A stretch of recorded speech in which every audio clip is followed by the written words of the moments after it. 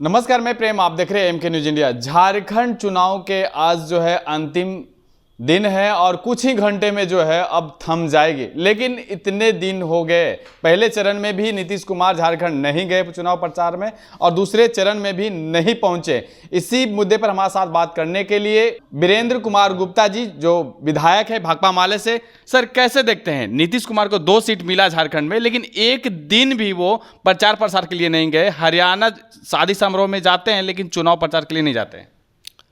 अब तो ये उनका अपना सवाल है, लेकिन कुल मिला करके जो भाजपा जदयू तमाम पार्टियों का वहाँ गठबंधन एनडीए का, उसकी बहुत निराशाजनक स्थिति है। बहुत ही निराशाजनक उनका प्रदर्शन होगा। तो ऐसे माहौल में वो जाना हो सकता है उचित नहीं समझे हों। वहाँ जो महागठबंधन की सरकार रही है, जेएमएम की, कांग्रेस की, माले की, राजद की, तो उस सरकार ने जनता के लिए बेहतर काम किया है।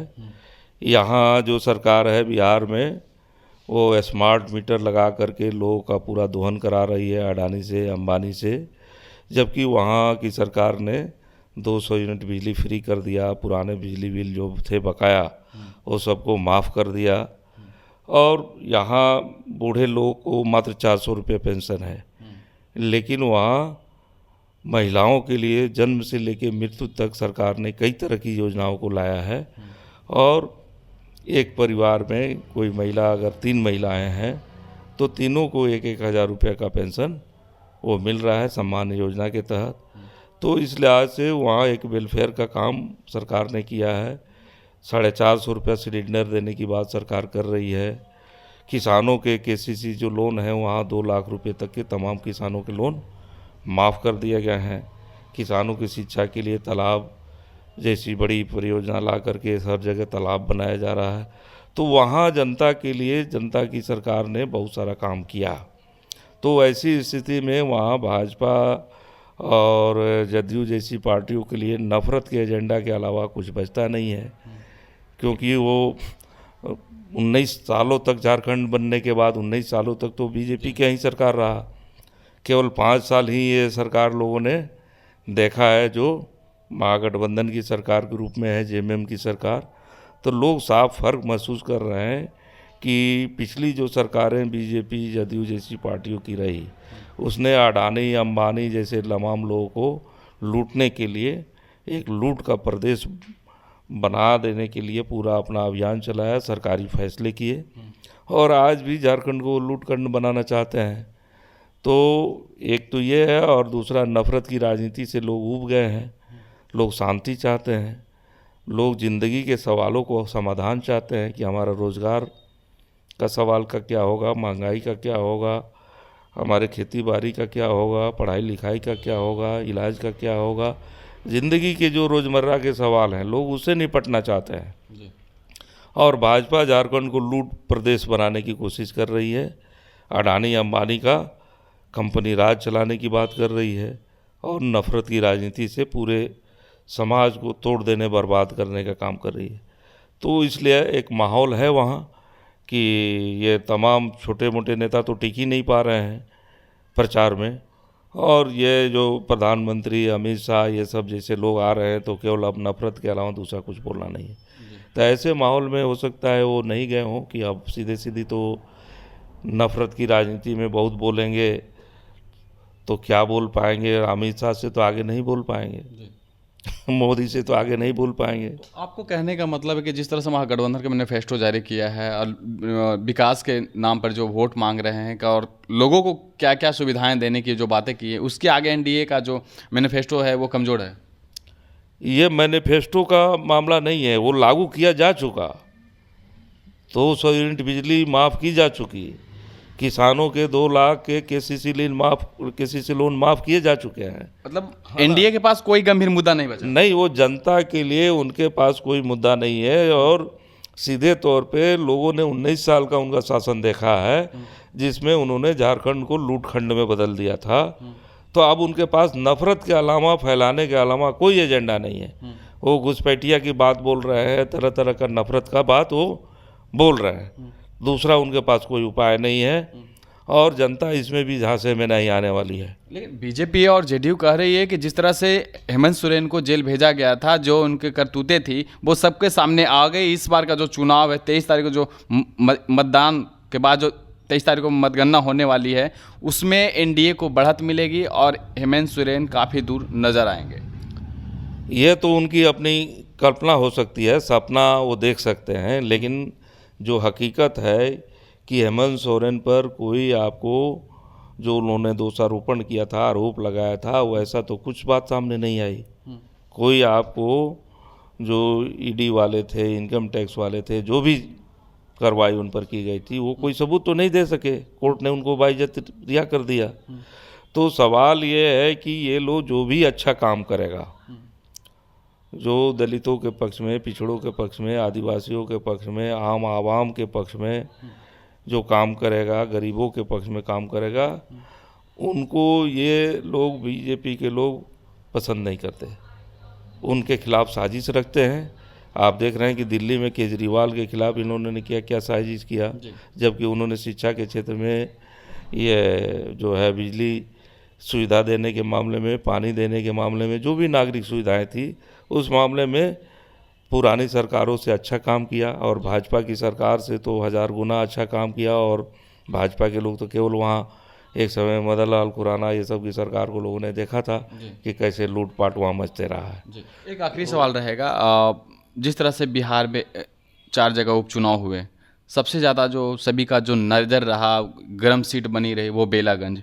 क्या लगता है बेलागंज का जो डगर है महागठबंधन के लिए कुछ कठिन डगर बनता हुआ दिखा? 2023 तारीख को जो नतीजे आएंगे, लगता है कि बेलागंज फिर से जो है महागठबंधन के पद में आएंगे? हाँ, बेलागंज तो महागठबंधन ही जीतेगा, वहाँ राजद प्रत्याशी ही जीतेंगे। और जिस ढंग की बात आप कह रहे हैं कि आशंका जताई जा रही है, तो अब खास तौर पे प्रशांत किशोर के कैंडिडेट को लेके, अल्पसंख्यक कैंडिडेट को लेके, तो पहली बात तो अल्पसंख्यक जानते हैं कि आज भाजपा जो है देश में तमाम संविधान की धज्जी उड़ा रही है और पूरा जगह नफरत की राजनीति करके जगह जगह लोगों के जीवन को उसने खतरे में डाल दिया है, पूरा सुरक्षात्मक माहौल बना दिया है। तो ऐसी स्थिति में मुस्लिम समाज जो है वो तो महागठबंधन के साथ ही रहेंगे, तो ये भ्रम पालने की ज़रूरत नहीं है। दूसरी बात है, प्रशांत किशोर जैसे लोग जिसकी कोई आइडियोलॉजी नहीं है, वो भ्रष्टाचार की पैदाइश हैं, उनका पैदाइश ही हुआ है वो चुनाव मैनेजमेंट को लेकर के, जिसका कोई आपको कोई पार्टी नहीं कह सकती है कि हमने इनको 100 करोड़ दिया। वो कह रहे हैं कि हम एक पार्टी की सरकार बनाने के लिए 100 करोड़ रुपए लेते थे। कोई पार्टी अपने चुनाव के खर्चा में ये दिया है कि हमने 100 करोड़ रुपया प्रशांत किशोर को दिया, तो वो भ्रष्टाचार की पैदाइश हैं। और वो जिस ढंग से लोगों के बीच पैसे बांट रहे हैं, जिस ढंग से तमाम किसी को हमने देखा कि आपको किसी क्षेत्र में बेडशीट बांटा जा रहा है, किसी में तकिया बांटा जा रहा है, इस ढंग के जो वो काम कर रहे हैं, तो भ्रष्टाचार के पूरे नरक में लोगों को डाल करके किसी भी आपको क्षेत्र का, किसी राज्य का कल्याण नहीं किया जा सकता। दूसरी तौर पे वो कह रहे हैं कि हम यहाँ दारू बेचवा करके और दारू की नदी बहा करके और बिहार का विकास करेंगे। तो लोग तो समझ रहे हैं कि भाई दारू का आप नदी बहा करके या भ्रष्टाचार के नरक में लोगों को डुबा करके ये कोई विकास का रास्ता नहीं हो सकता है।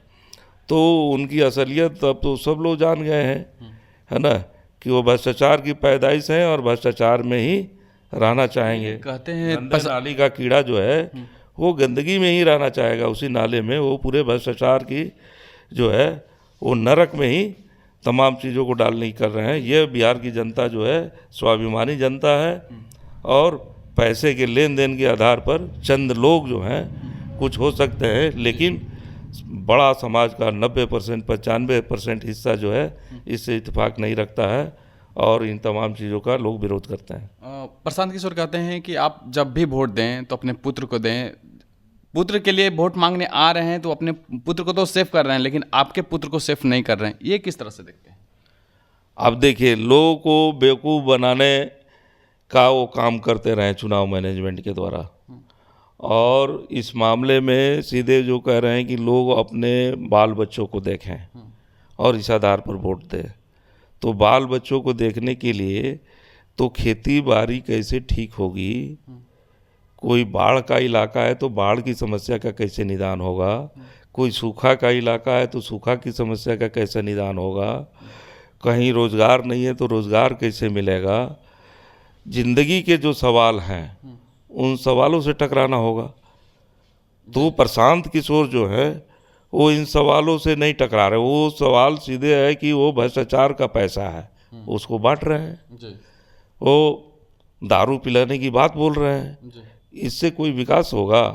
तो ये तमाम सवाल जो है उनके पास भूमि सुधार के लिए कोई उपाय नहीं है। वो उन्हीं ताकतों के पक्ष पोषण में हैं, उन्हीं ताकतों के साथ खड़े हैं। जो भी समाज के माफिया हैं, लुटेरे हैं, जिनके पास पैसा है वही लोग तो उनके साथ हैं।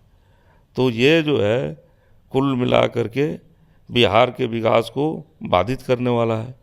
बिहार में चारों 4 सीट, बिहार की चारों सीटें महागठबंधन जीत रहा है ना।